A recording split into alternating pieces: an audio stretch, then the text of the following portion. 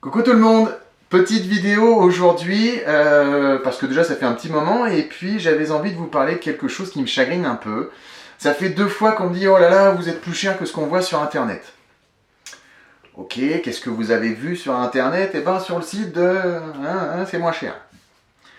Alors je vais pas donner de nom, mais effectivement, je suis allé voir, et il y a des tiny houses qui sont plutôt jolies, et qui semblent pas trop mal finis, mais qui sont moins chers. Alors il faut savoir que ces tiny house, première chose, elles ne sont pas construites en France. Elles sont construites plutôt un peu plus par là-bas, là, vers l'Est. J'ai pas de souci avec ça, il faut que tout le monde travaille, mais malgré tout, il faut être conscient que le taux horaire d'un salarié là-bas, c'est pas tout à fait le même taux horaire que chez nous. Premier point qui peut expliquer une différence de prix. Ensuite, et c'est ça qui m'embête le plus, c'est au niveau technique. Vous pouvez le faire, hein. J'ai imprimé, je vous ai caché le nom quand même, mais j'ai imprimé la notice technique d'une des tiny house donc citée en fait, et où on peut lire mur ossature bois en KVH 40 par 60. Le KVH c'est du bois massif à bouter, bon voilà, ça c'est pas trop le souci. 40 par 60. Ça. Vous voyez, je vous ai pris un morceau de bois, je vous ai coupé à bonne dimension, 60, 40. D'accord ? Donc ça, c'est le squelette de votre maison. Ça, c'est ce que j'utilise moi. Du 45 par 95. Vous voyez?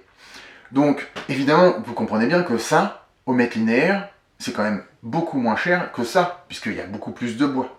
Une tiny house, c'est 350, entre 300 et 400 mètres linéaires de bois. Comme ça. Donc celui-là, forcément, c'est moins cher. Donc, deuxième explication pour le prix inférieur d'un côté. Par contre, ça pose des problèmes.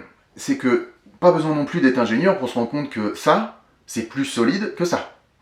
Et donc forcément, même si elle n'est pas trop mal contreventée, la maison, il y a un moment donné où il y a quand même plus de risques que ça danse un peu la biguine dans les ronds-points avec ça qu'avec ça. D'accord ? Autre problème, c'est que nous, ça, donc c'est les parties qui construisent le squelette de votre maison, on va le remplir d'isolant. C'est du 95, on utilise du 100 mm d'épaisseur. Il est légèrement compacté, mais c'est ce qu'il faut.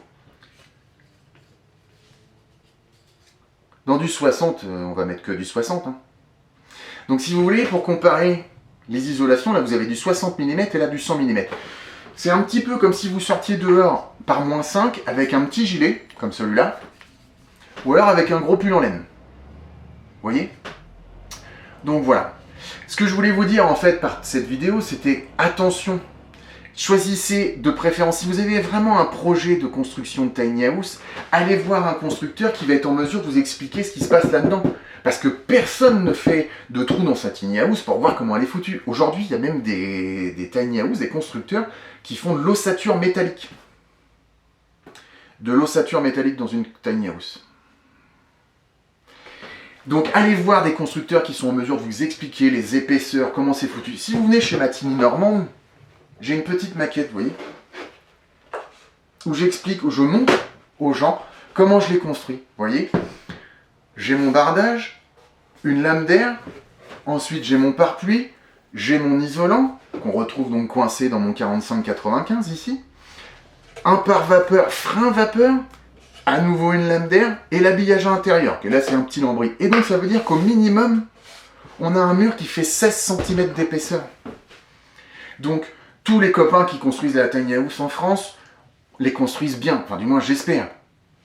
Mais alors du coup, si jamais vous voulez construire une tiny house et que vous avez une grosse différence de prix sur internet, posez-vous les bonnes questions. À bientôt.